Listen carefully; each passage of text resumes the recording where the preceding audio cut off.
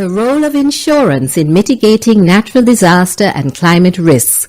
The experience of CCRIF SPC.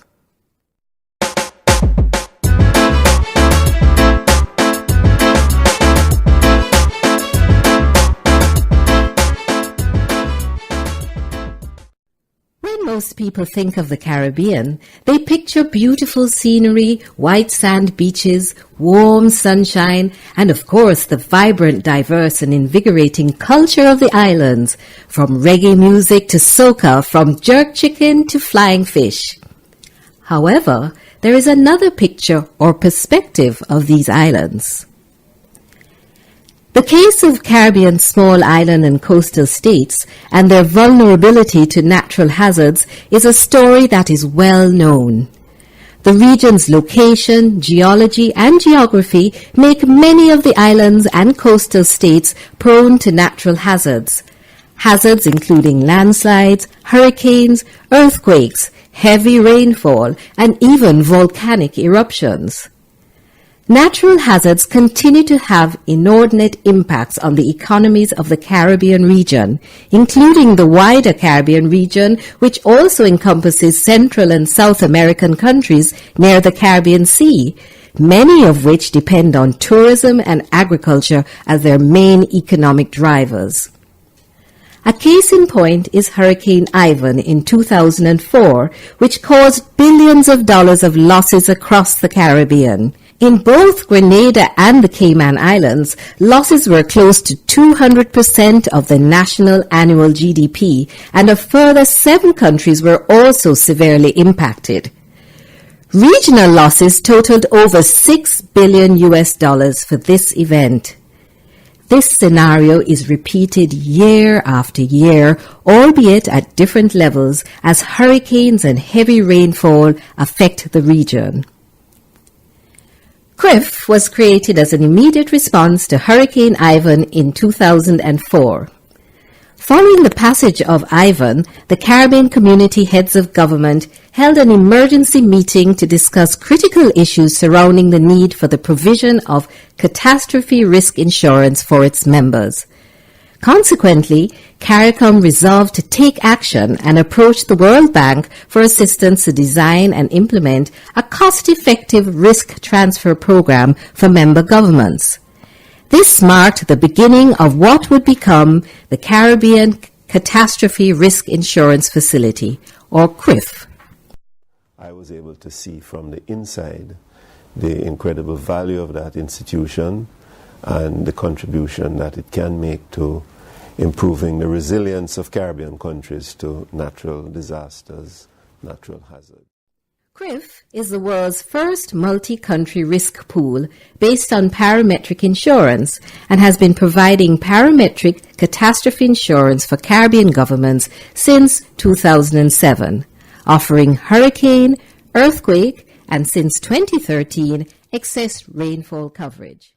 Mobilizing donor support can take months, but you need the money immediately to get things going, and that is where the CCRIF comes in. The facility quickly provides financial liquidity when a country's policy is triggered, providing payouts within 14 days after an event. It is the parametric nature of CCRIF's policy that enables rapid payouts against losses estimated in a catastrophe risk model, which can provide such estimates almost instantaneously, as well as keeping operational expenses to a minimum and creating a level playing field for the assessment of risk, and thus the calculation of premiums for all participants and members. Barbados has received a $1.28 million payout by the Caribbean Catastrophe Risk Insurance Facility, or the CCRIF. Director of Finance and Economic Affairs in the Ministry of Finance and Economic Affairs and Energy, Martin Cox, received the check from the facility's board director, Faye Hardy. At that presentation, another facility board member, Desiree Cherubin, explained that the insurance payment was triggered because of the excess rainfall that caused flooding and damaged roads between November 21st and November 22nd. Since 2007, CCRIF has made 13 payouts totaling approximately $38 million to 8 member governments. All payouts were transferred to the respective governments within 2 weeks of the event. 2 payouts were made in the very first year when Dominica and St. Lucia received payments for a magnitude 7.4 earthquake. And who will forget the earthquake that devastated Haiti in January 2010? Although CRIF's payout of approximately $8 million to the government was small in comparison to the total damage caused, this amount was almost 20 times the country's earthquake premium of $385,500 and was made 14 days after the event. Less than 24 hours after the quake, the government knew it was going to receive these funds, and they were important to enable the government to pay critical salaries in the early days after the earthquake. The CRIF funds constituted around 50% of the total cash the government received in the first 10 weeks. This quick payment is a critical element of CRIF policies, as according to reports, more than 6 months after the earthquake, less than 10% of the $5 billion in donor pledges had been received by the government of Haiti. Mr. Eric Valbrun, technical advisor in Haiti's Ministry of Finance, reported that the earthquake had left more than 200,000 people dead and 300,000 injured, with 400,000 collapsed homes and 1.2 million people left homeless. He expressed his appreciation for CRIF's quick payment and stated that, quote, "We are more confident with the strategy adopted by the government to be a part of the CRIF in its risk financing strategy." 2010 was an active year. Later that year, Anguilla's hurricane policy was triggered by Hurricane Earl, which brought strong winds, damaging houses and toppling trees, signs and power lines, resulting in thousands of electrical outages. And Barbados, St. Lucia, and St. Vincent and the Grenadines received payouts on their hurricane policies, totaling almost $13 million after the passage of Hurricane Thomas, causing widespread roof loss, downed power lines and trees, resulting in blocked roads, power outages, and damage to roads and bridges.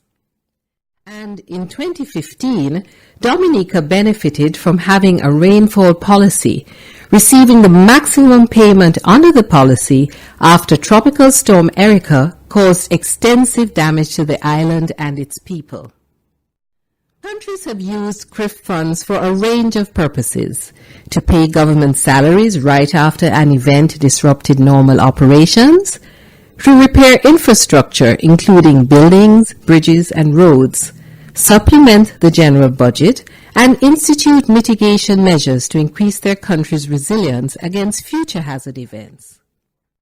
Members of CRIF continue to recognize that joining the facility is the most cost-effective option for delivering low-cost, high-quality catastrophe risk insurance. Participating in this risk pooling arrangement ensures that each country is able to save about 40 to 50% of the cost of insurance compared to the cost if the country were to approach the reinsurance market on its own. We also envision a range of benefits, including broader sharing of administrative costs, more stable premium income, and larger portfolio to take to our reinsurers. All of these will be of benefit to our current members and our new members. In 2014, the facility was restructured into a segregated portfolio company, SPC, to facilitate offering new products, for example, the excess rainfall product, and expansion into new geographic regions. We're now named CRIF SPC. By establishing segregated portfolios, CRIF is able to prevent the cross-subsidization of risk from one region to another, ensuring that each region's risk will be based on the particular risk profiles of the countries in that region. In April 2015, CRIF expanded to include countries in Central America through a partnership with COSIFIN, and Nicaragua became the first Central American member of CRIF.